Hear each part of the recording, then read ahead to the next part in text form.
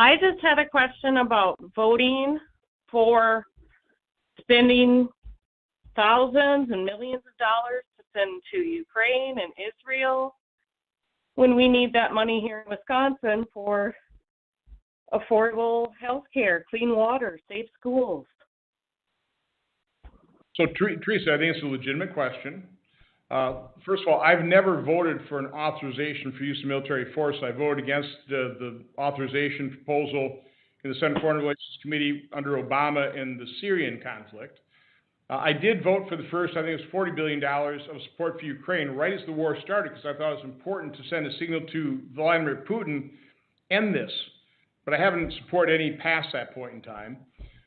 In terms of support for Israel, it is our primary ally in the Middle East. I think they will, over time, provide stability to the Middle East. I think you take a look at the Abraham Accords. I mean, the instability within the Middle East is Iran and Iran's proxies.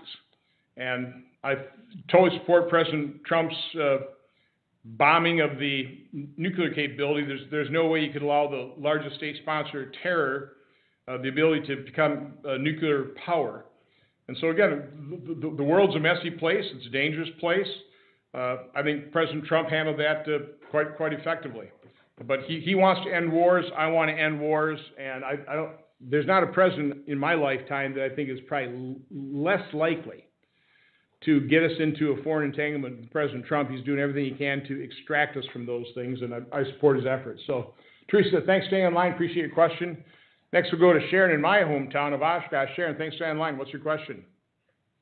I'm wondering why the budgeting process for the federal government isn't a zero-based method versus just adding percentages on inflation rate schedules. It seems to me that any department should be able to cut 1% or 2% from their department to get the spending down to a reasonable level.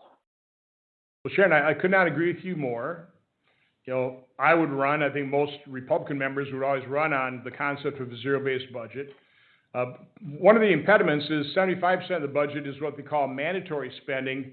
We don't even appropriate it. It just goes on. Now, part of the thing the Uniparty has done is they've taken what should be discretionary and transferred into what I describe as other mandatory, not Social Security, not Medicare, not even Medicaid. We spend about $1 trillion a year in other mandatory, which in my mind should really be discretionary.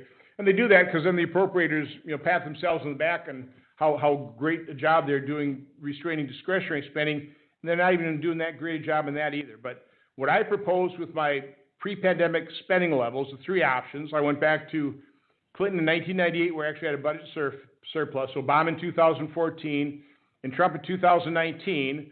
I left Social Security, Medicare, and interest alone, spend what you need to spend 2025, but for all other outlays, I simply increased them by population growth inflation to provide that baseline, okay?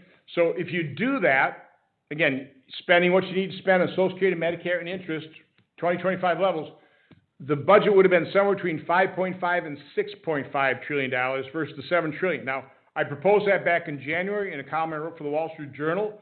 It did gain some traction, but as we found out, even with a Republican president, Republicans with slender, and that was our problem, with slender majorities, getting back to reasonable pre-pandemic level spending, the one big beautiful bill was just not possible.